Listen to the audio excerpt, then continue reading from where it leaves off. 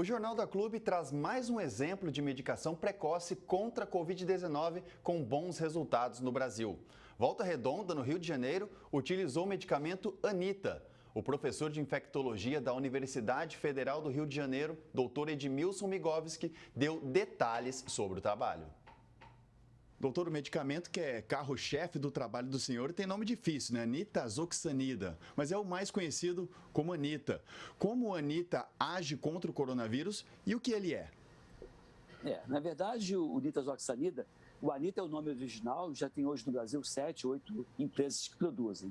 Então, o Nitazoxanida foi lançado inicialmente como um medicamento antiparasitário, mas que ao longo da sua existência se comprovou ter ação contra vários vírus, inclusive na bula fala contra norovírus, contra rotavírus que causam diarreia em nós seres humanos. Mas tem várias outras publicações que mostram que ele tem uma ação in vivo em pessoas contra o vírus influenza, chikungunya, zika vírus, vírus sincicial respiratório. Então tem vários vírus que são combatidos por esse medicamento.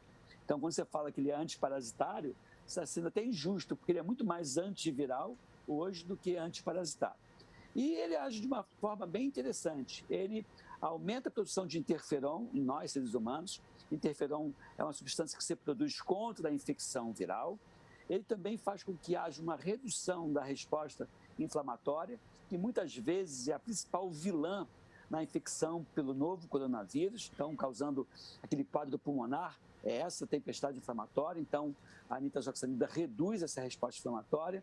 Esse medicamento também entra na célula e diminui o metabolismo mitocondrial. É como se ela entrasse na cozinha da sua casa e diminuísse a potência do fogão e aí os bolinhos demorassem mais a ficarem prontos. É isso que esse medicamento faz. Ele entra na célula e diminui o metabolismo mitocondrial, fazendo com que a replicação do vírus que ocorre dentro da célula seja algo mais lento. E ela, em relação ao coronavírus, tem um outro mecanismo de ação, que é a redução da proteína S. A proteína S é aquela proteína que dá aquele aspecto de coroa, aqueles espetinhos do vírus. E é nesse espetinho que o vírus consegue se ligar na célula. Então, ele deixa, em tese, o vírus, entre aspas, um pouco mais bobo também. Então, esses 4 mecanismos de ação, atuando sempre na replicação do vírus, e quando você faz precocemente, você diminui a carga viral. Mal comparando, Samuel, é como se eu colocasse um colete à prova de bala em você depois que você tomou o primeiro tiro no pé. Um tiro no pé, a princípio, não mata, mas se você deixar os tiros continuarem, você vai acabar morrendo. Não adianta colocar um colete à prova de bala depois que todos os tiros foram dados. Não adianta, a princípio, você fazer um antiviral depois que todos os vírus se replicaram e danificaram o organismo. Por isso que eu defendo a medicação precoce. Não confunda, por favor, precoce com preventivo. Precoce é iniciar tão logo a pessoa tenha sinais e sintomas sugestivos da Covid-19 e não antes da pessoa mostrar os sinais da infecção. O senhor utilizou o Anita também no tratamento aí em Volta Redonda, no interior do Rio de Janeiro. Como é que foi aplicado esse medicamento e quais foram os resultados? Pois é, os resultados foram interessantes. Na verdade, eu já vim estudando a nitazoxanida há mais de uma década. Eu tenho, inclusive, trabalhos que mostram que nitazoxanida, em cultivo celular, in vitro, em laboratório, atua como antiviral para a dengue e para a febre amarela, inclusive trabalhos já publicados. E aí, com essa convicção, eu já tinha tido uma experiência grande na minha prática, né, e na influência dos meus alunos médicos que formaram comigo pela UFRJ, e eu tinha uma casuística muito grande. Só que essa casuística não era uma casuística auditável. Nós fizemos, então, um convênio com a Prefeitura de Volta Redonda e no dia 26 de dezembro de 2020, portanto, 2 meses mais ou menos atrás, os dados de Volta Redonda eram bem interessantes. Nós tínhamos 604 pacientes tratados precocemente com nitazoxanida, 500 miligramas de 8 em 8 horas por no mínimo 6 dias. E nesse universo, 604 pacientes, todos 40 anos de idade ou mais, ou doenças de base, portanto, era um grupo que tinha tudo para evoluir de uma forma mais catastrófica. Nós tivemos 2 internações em enfermaria, 0 falência respiratória, 0 óbito e 0 internação em terapia intensiva. E quando você pega os números de Volta Redonda, de uma forma geral, né, contemplando o setor público e privado, você tem lá uma taxa de letalidade em torno de 4%, ou seja, se eu tivesse 600 pacientes com 4% de letalidade, eu teria cerca de 24 óbitos, principalmente nesse grupo de alto risco. Eu tive 2 internações em enfermaria. E no dia 26 de dezembro de 2020, em Volta Redonda, o setor público tinha uma taxa de ocupação de leitos de UTI e leitos de enfermaria para a Covid-19 em torno de 9,5%, enquanto o setor privado, que atende 40% da cidade de Volta Redonda, tinha praticamente 100% dos leitos ocupados. E qual era a grande diferença? A grande diferença era que no setor público as pessoas vinham recebendo medicação precoce, e no setor privado essa não era uma rotina do setor privado. E no dia 15 de janeiro eu volto em Volta Redonda para poder tentar dar continuidade ao protocolo de tratamento precoce. Eles interromperam com a atual prefeitura e disparou de 9,5% no dia 26 de dezembro, no dia 15 de janeiro, 85% de taxa de ocupação de leitos no setor público. E é lamentável esse tipo de orientação, muito mais política do que uma orientação técnica.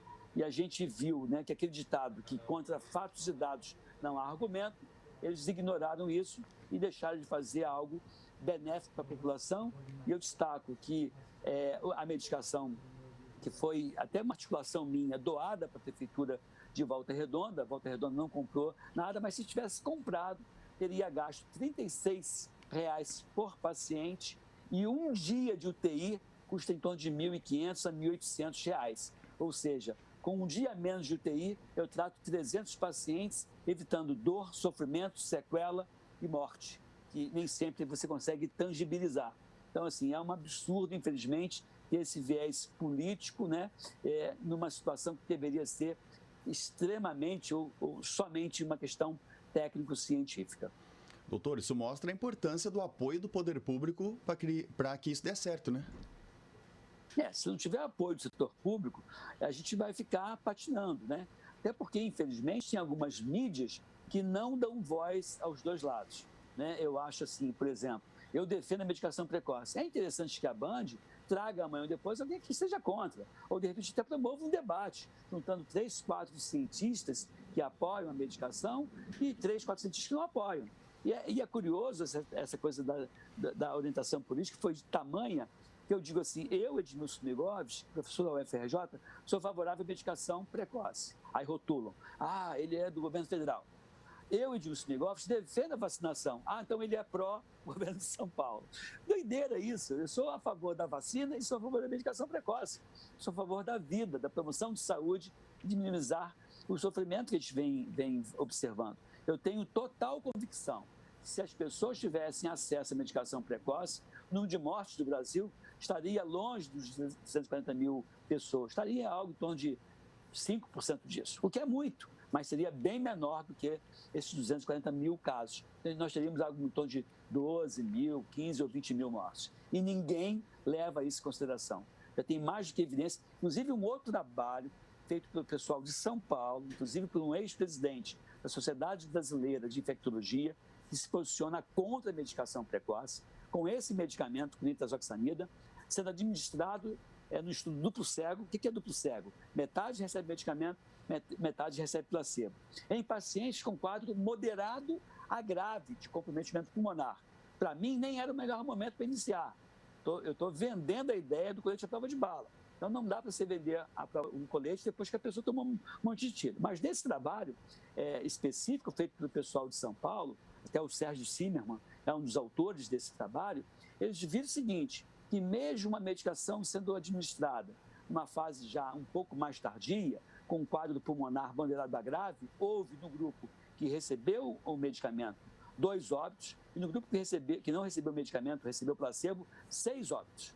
No grupo que recebeu o medicamento, uma média de internação de 6 dias. No grupo que recebeu o placebo, 14 dias. E cá entre nós, nesse momento que eu preciso abrir espaço em leitos de UTI ou leito de enfermaria, quanto maior a velocidade, quanto mais rápido eu der a alta, mais acesso eu vou ter. Então, esse trabalho, que na minha opinião, inicialmente tinha tudo para dar errado, porque era um trabalho já com paciente bandeirado grave, contrariando aquilo que eu tenho convicção que é medicação precoce, ainda assim houve um resultado muito favorável e curioso, que houve mais relatos de evento adverso no grupo placebo do que no grupo que recebeu o medicamento. Por quê?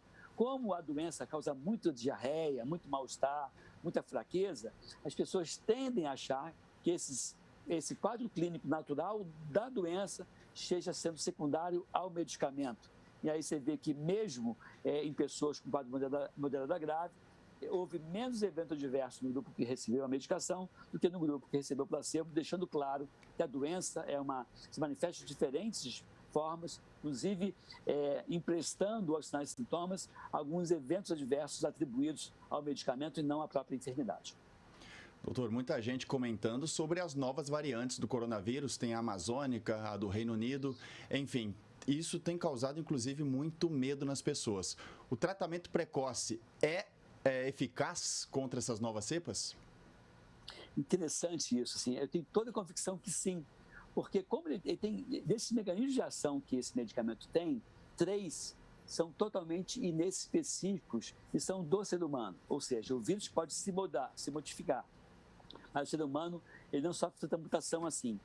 Então, quando eu digo para você que esse medicamento comprovadamente aumenta o interferon age contra qualquer vírus. Quando esse medicamento diminui o metabolismo mitocondrial, isso acaba sendo ruim para qualquer vírus. E quando eu digo para você que esse medicamento diminui a resposta inflamatória, isso acaba sendo bom para nós no organismo também. Então, aquele mecanismo que é específico do vírus vai até eventualmente escapar numa ou noutra cepa, mas tem 3 outros mecanismos que o tornam uma molécula quase que com um poder antiviral meio que universal. E aí você entende o motivo pelo qual, e aí tem trabalhos que mostram isso, que ele tem ação antiviral para vírus influenza, que causa gripe, para o coronavírus, e tem ação contra o vírus da hepatite B, hepatite C, tem ação contra o ebola. É claro que alguns vírus são muito agressivos e vai causar morte, mas tem uma gama enorme de vírus que são combatidos, dentre eles a dengue, febre amarela, zika, chikungunya. Então, o que eu quero defender aqui com vocês? Quando eu olho para o paciente e digo assim, está com o maior jeitão de ser virose, e eu digo hoje que essa virose é a Covid-19, por conta da grande circulação desse vírus, e se eu medico com nitazoxanida, e não era Covid, era dengue, eu vou estar tratando também, porque esse medicamento tem ação contra outros vírus. Então, ele tem uma ação antiviral meio que universal. Então, mesmo que tenha novas cepas, que podem até escapar da vacina existente, não vai escapar do tratamento preconizado. Doutor, o senhor citou a vacinação, que é uma das maiores esperanças que a gente tem no momento. Só que a gente pode dizer que, do jeito que tem caminhado, é uma solução a longo prazo? Eu acho, assim, que o Brasil tem muita pegada para fazer vacina, né? Todo ano faz campanha de vacinação de gripe, que vacina 70 milhões em 2 meses, 3 meses. Então, o grande problema não é a capacidade de executar. O grande problema é a capacidade de fornecer. E se a gente tiver vacina, tenho certeza que a gente consegue alcançar as metas, sem nenhum problema. A questão é, a gente não sabe ainda quanto tempo essa vacina vai dar proteção, a gente não sabe se as cepas mutantes vão ser evitadas também pelas vacinas existentes. A gente também não sabe se amanhã ou depois vai ser necessário fazer campanhas de vacinação para coronavírus, como tem hoje para a gripe. São perguntas que a gente não tem resposta ainda. Agora, a tendência é que quanto maior for a cobertura vacinal, menor a chance das pessoas adoecerem, menor a chance desse vírus se replicar e menor a chance, portanto, de surgir mutantes do vírus. Então, por isso que é muito relevante, a despeito da vacinação, a gente tentar manter um certo cuidado, né, de distanciamento, o uso da máscara, o álcool 70, e a gente continua muito atento nos 3 pilares que eu queria destacar para vocês. A gente, quando vê a televisão, só ouve falar no primeiro pilar. O que é o primeiro pilar? É álcool 70, distanciamento, uso da máscara e vacina quando tiver possibilidade. Então, esse é o primeiro pilar, que eu defendo com unhas e dentes. Tem um segundo pilar, que é tão importante quanto o primeiro, que é você instrumentalizar a população para se identificar estando enferma ou com suspeita da Covid-19. Porque se eu oriento a população que dor nas costas, dor de cabeça, dor de garganta pode ser a Covid-19, automaticamente essa pessoa vai reforçar o primeiro pilar, se distanciando mais ainda das outras pessoas, tendo mais cuidado com a higiene das mãos e vai migrar para o terceiro pilar, que é a medicação precoce. Então, em resumo, nós querendo evitar, nós, eu digo a população, de modo geral, querendo evitar a propagação desse vírus que vem causando tanto transtorno para a gente não pode se distanciar dos 3 pilares. Primeiro pilar, repito, máscara, distanciamento, álcool 70, evitar as aglomerações e a vacinação. O segundo pilar, se desconfiar estando enfermo. E é longe de ser só a febre. A febre ocorre em 15%, 20%.